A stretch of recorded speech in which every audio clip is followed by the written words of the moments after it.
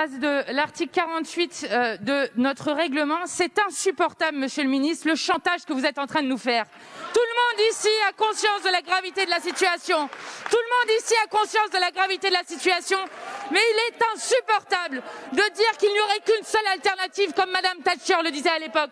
Oui, nous sommes une opposition dans un hémicycle. Et oui, nous avons le droit et nous allons continuer de critiquer vos décisions parce que la démocratie, cela fonctionne comme cela, que ça vous plaise ou non. Et non, le Covid n'aura pas le droit de piétiner, ne vous donne pas le droit de piétiner notre démocratie. Et je vais vous dire pourquoi vous êtes venus. Non pas parce que vous avez vu à la télé quelque chose qui vous a horriblement choqué, qui est le base d'un vote, d'un choix démocratique qui a été fait dans cet hémicycle. Vous êtes venus parce que vous avez fait une première suspension parce que vous n'aviez pas le nombre de députés qu'il fallait pour être en majorité.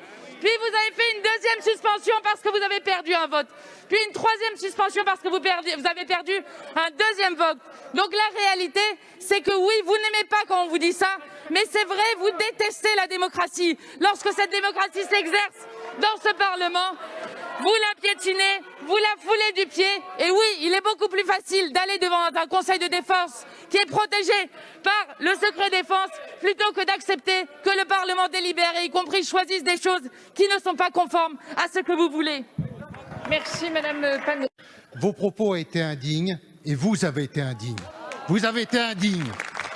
Parce que, est-ce que vous pouvez m'expliquer, les yeux dans les yeux, qu'il n'y a pas plus de concentration de population et de risque de transmission du virus dans les transports en commun, dans les grandes surfaces, qu'il peut y en avoir chez un coiffeur, chez un cordonnier? C'est de la démagogie. Vous avez été indigne des fonctions que vous exercez. Je n'oublie pas que vous avez menti.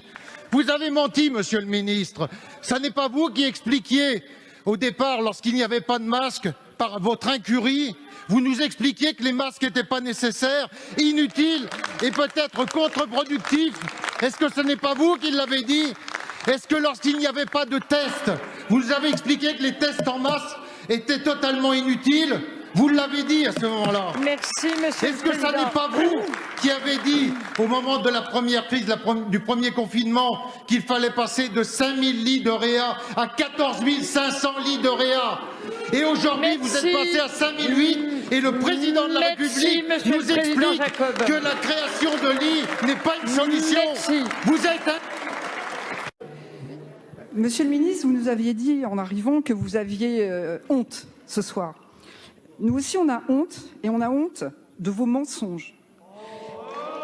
Le premier mensonge, vous êtes arrivé en disant qu'on avait applaudi parce qu'on avait adopté un amendement qui mettait fin à la loi d'urgence sanitaire. Ce n'est pas du tout ce que nous avons fait. Nous avons adopté un amendement qui vous oblige à revenir devant les parlementaires pour rendre des comptes.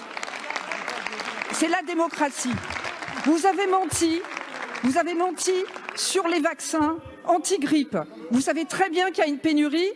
Aujourd'hui, dans les EHPAD, on aura annoncé que non seulement ça ne serait pas le 15 novembre, mais peut-être en décembre, on ne sait pas encore. Vous nous rendrez des comptes sur les vaccins anti-grippe aussi. La troisième chose, vous nous parlez du fait que nous avons abîmé votre texte. Donc en fait, la démocratie abîme votre texte. Le débat de jeudi, c'était un débat qui est une parodie de démocratie, puisque vous savez très bien que c'est questions-réponses et un vote non contraignant. Aujourd'hui, où c'est le vrai vote, vous nous dites que vous avez abîmé la démocratie. Enfin,